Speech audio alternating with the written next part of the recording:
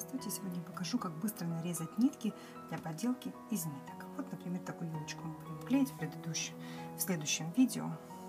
Мы, например, 4 нитки я мотаю. Мне так удобно.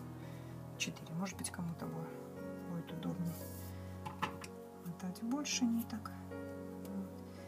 И вот таким образом мы быстренько с вами и нарезаем.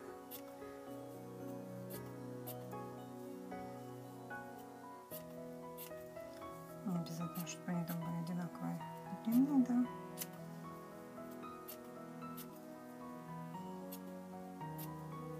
Ну, буквально вы видите, за какой короткий промежуток времени я нарезала вот такую кучку уже ниток. Творите вместе с нами.